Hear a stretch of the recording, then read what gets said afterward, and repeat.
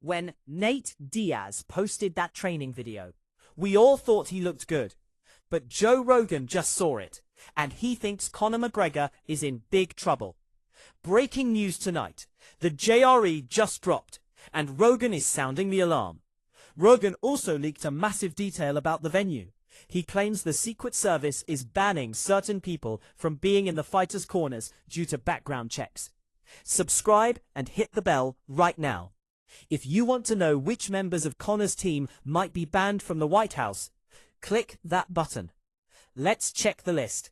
Here is why Joe Rogan thinks the White House fight is about to get even crazier.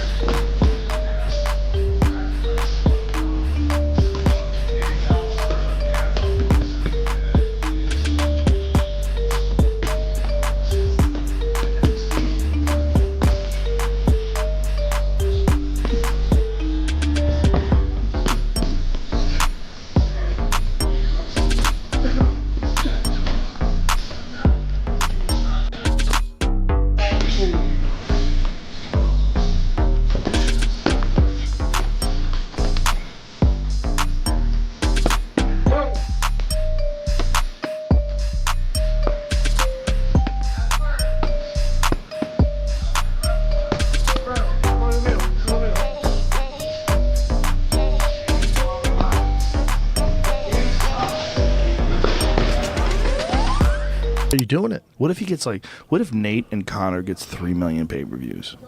It's not out of the question. It's not. It's a stretch, but not out of the question. It's a stretch. But if Nate can talk the right amount of shit, and people get excited about it. Honestly, right now, for Conor, what else is there that's even close? As far as fight? In MMA? Well, what else is even close? The only argument is you can say Conor's the only draw. He can fight. Let's be real for a second. If the UFC is going to the White House, they can't headline it with a standard title fight. They need fireworks. They need history. They need a fight that transcends sports and enters the realm of pop culture. Michael Bisping said it best this week. The rubber match needs to happen. They are 1-1. In the first fight, Nate Diaz shocked the world. He took the fight on 11 days' notice, walked through Conor's best shots, and choked out the unstoppable Irishman in the second round. I'm not surprised, motherfuckers. In the second fight, Conor adjusted. He dropped Nate multiple times, fought through fatigue, and scraped by with a majority decision in one of the greatest wars ever filmed.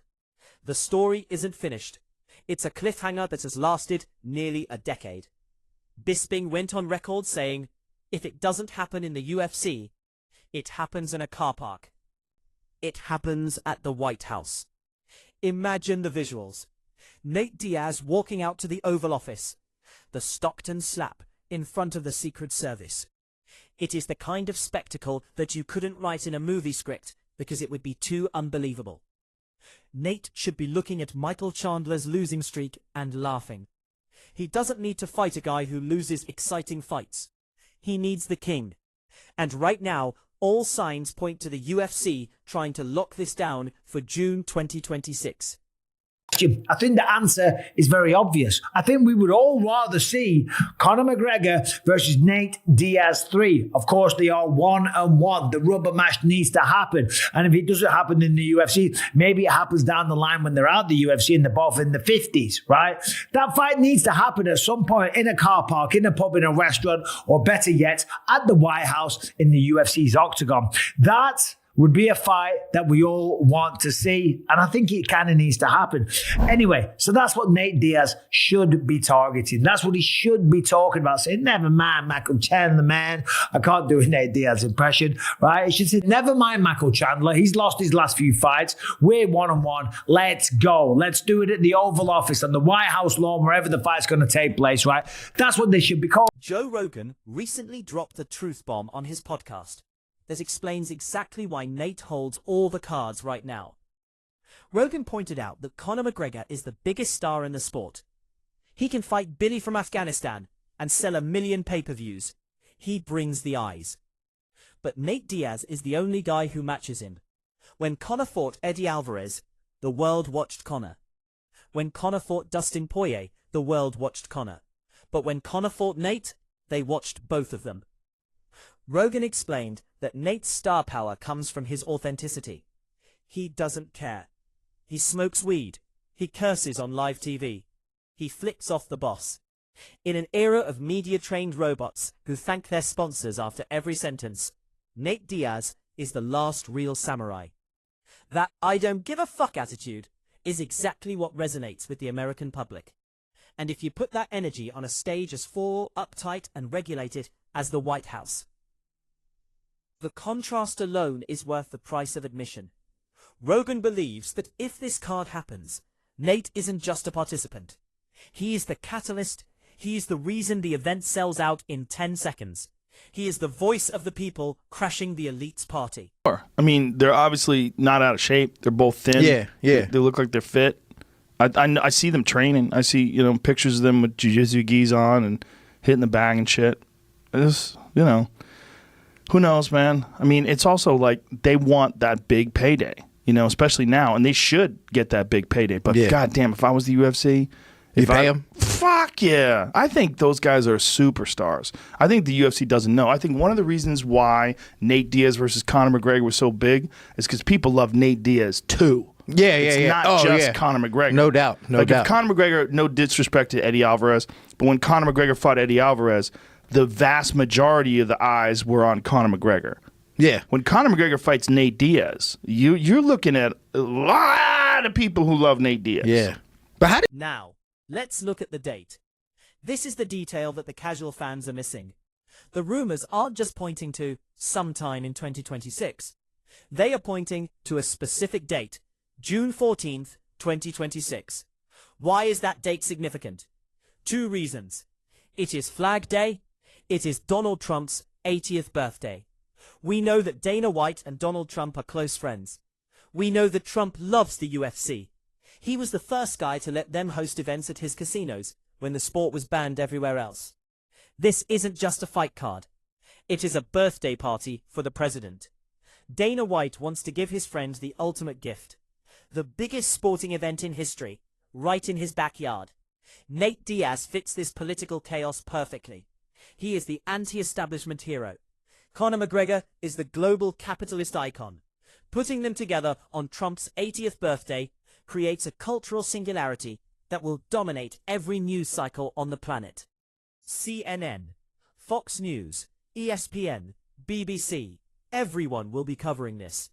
It turns the event from a sports show into a national moment. And that is exactly what the UFC wants.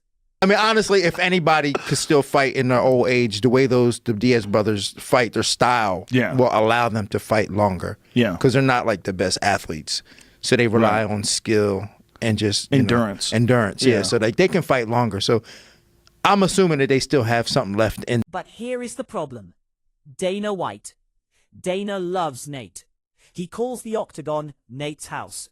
But doing business with the Diaz brothers is like trying to herd cats while juggling chainsaws. Dana admitted recently, getting a fight done with him isn't as easy as it seems. Everyone asks why I don't make the fight. Well, he asked for Francis Ngannou. That is the Nate Diaz experience. He doesn't just want money, he wants impossible fights. He wants leverage. He wants to make the UFC sweat. He wants to remind them that they need him. Dana knows he needs this fight. He brushed off the rumors of Conor versus Jorge Masvidal as total BS. Why? Because Masvidal is retired. Masvidal has lost his heat. Nate Diaz is active. Nate Diaz just boxed Jake Paul and Masvidal, keeping his name in the headlines and his bank account full.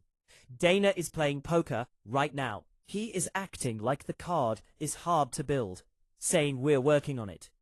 But behind the scenes, you better believe the checkbook is wide open. The White House card is a legacy play for Dana White. He wants to be the promoter who pulled off the impossible.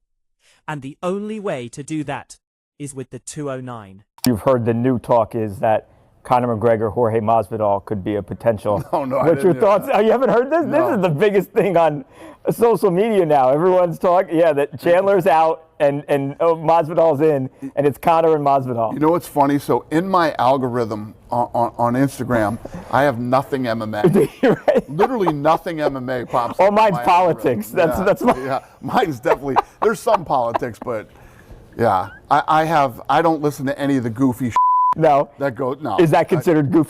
That's goofy shit. Yeah. The MMA world, I don't listen to any of that shit. So literally none of that is on my algorithm. So people say, oh, did you hear? You ever heard? He's like, I believe you. He's not heard about that. It's funny. You type in one of their names too, and that's all people seem to be talking Literally, about. Almost everything you see on the internet about our sport is wrong. It's not real. It's all wrong. Yeah. We have to follow the money. Ari Emanuel, the CEO of TKO Group, the company that owns UFC, went on the Pat McAfee show and dropped some massive hints.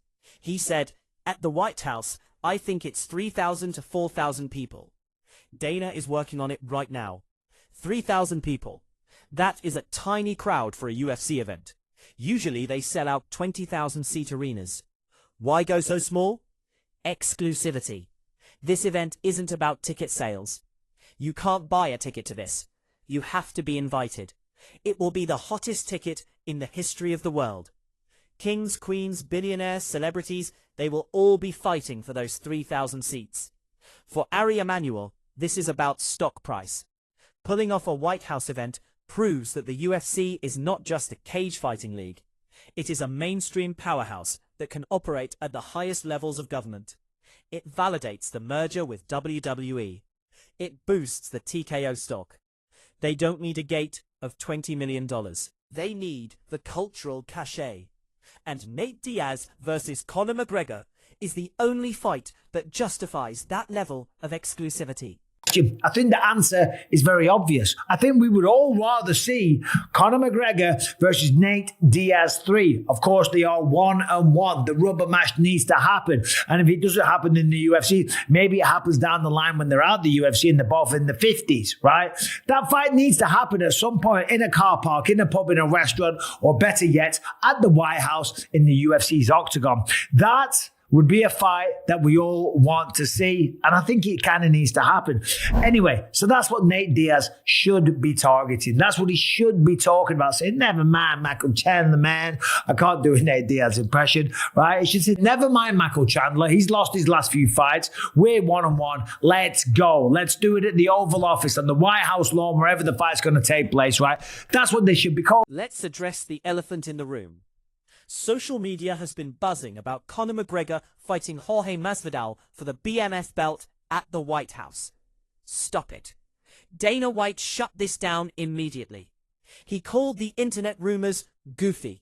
He said his algorithm doesn't even show him MMA news anymore because it's all fake. The Masvidal fight makes zero sense. Masvidal is 0-4 in his last 4 UFC fights. He got dominated by Colby Covington. He got knocked out by Kamaru Usman. His star has faded. Nate Diaz, on the other hand, is timeless. Even when he loses, he wins. He almost finished Leon Edwards in the 5th round while bleeding for this face. He brings a danger that Masvidal simply doesn't possess anymore. The BMF title is cool, but the trilogy is legendary. The UFC isn't going to waste Conor's return after a 5-year layoff on a guy who is retired. They are saving him for the money fight. To see it, if Nate Diaz was to come back. But if he was, and if Conor McGregor does actually make it back, I think that's the fight to make all day long. The 1-1, there were some of the biggest fights in UFC history. Nate Diaz versus Conor McGregor at the White House would be absolutely insane. It probably will have Tom Aspinall versus John Jones in the main event. It probably will have Conor McGregor versus someone, Michael Chandler or Nate Diaz, in the co-main event. So that just kind of sets the tone for how big that card would be. What do you think? Do you think Conor McGregor will actually make it back? Of course, he hasn't fought since 2021, right? It's going to be 5 years since he last fought. I, for one, fair play to the guy. Fair play, man. Respect. He doesn't need to do this. He doesn't need to come back. He's got lots of other avenues and ways to make money. But fighting is something that never leaves you, okay? It's a part of who you are. It's in your DNA. It's part of your soul. And he wants to come back and he wants to get his hands raised in victory. Of course, he wants to come back and be a part of that. Now, we have to talk about Ben Askren, because he just kicked the hornet's nest. In a recent interview with Daniel Cormier, Askren decided to attack Nate Diaz's legacy. He called Nate average. He pulled up the record: 21 wins, 13 losses. Askren said, "He has convinced people he is good at fighting somehow. I'm going to get his damn record. It's not good. In the UFC, he was 16-12. That's not very good." This is the ultimate controversy. On paper, Askren is right. Nate loses almost as much as he wins. He isn't a dominant champion like GSP or Khabib. But Askren misses the point entirely. Nate Diaz isn't in the Hall of Fame because of his win-loss record.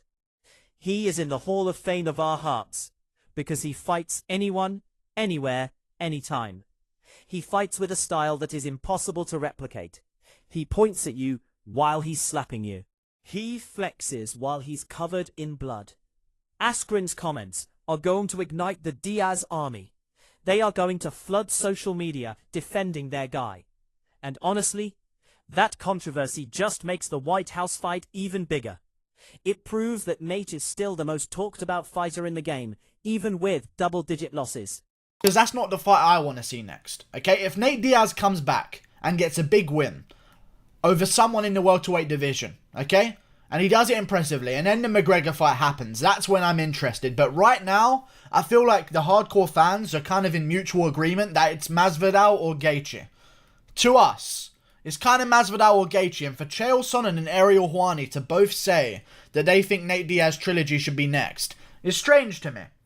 Very strange to me, because I would love to see either Gaethje or Masvidal. I feel like everyone's in agreement here. We've seen that Donald Cerrone has been beaten by Conor McGregor in his return at UFC 2. Let's get into the fight itself, because physically, this is a fascinating matchup in 2026. Conor McGregor hasn't fought since he snapped his leg in half against Dustin Poirier. He has a titanium rod in his shin. He has put on massive amounts of muscle. He looks more like a bodybuilder than a martial artist. Will he be able to kick? Will his cardio hold up carrying that extra weight? Will he have the touch of death in his left hand after 5 years away? Nate Diaz is the opposite. He is a cardio machine. He is a triathlete. He gets better as the fight goes on. He is a zombie who walks through fire to drown you in the deep waters. If Conor can't finish Nate in the first 2 rounds, and history says he can't, what happens in round 3? What happens in round 4 on the White House lawn when the humidity kicks in? This is a battle of rust versus iron. Conor is rusty. Nate is iron. If Nate can survive the early storm, he drags Conor into a world of pain. And watching Conor McGregor gasp for air in front of the president, that is the visual Nate Diaz is dreaming of. No, listen, Nate Diaz, he is the most puzzling. He's not. I don't even think he's that good. I'll go get his record if you want me to. But he has convinced people he is good at fighting somehow, some way. He's pretty good. I'm gonna go get his damn record, Daniel. It's not. But he won the Ultimate Fighter. He won the Ultimate Fighter. I'm saying he was good for the time that he was fighting. No, he wasn't. He was average. He was. Yeah. Okay. I'm just. Okay. Trying I'm gonna go get the record. I'm gonna go get the record. They're gonna yell at me. I know this. Okay. Let's see. Well, his record is 21-13. Oh my God. Really? Yes, that's not that great. Okay, I take it back. I'm taking it back. And he was going into the UFC, he was, I think it was 5-1. So within the UFC, he was 16-12. That's not good. That's not very good. That's not good. There's really no way to twist that into good. Yeah. So but you know, his personality, that's another one's like, how did his personality catch on? He says funny things sometimes. He's a little bit different. I don't know. Yeah. And listen, if you post this clip, please don't post this clip because the Diaz army will attack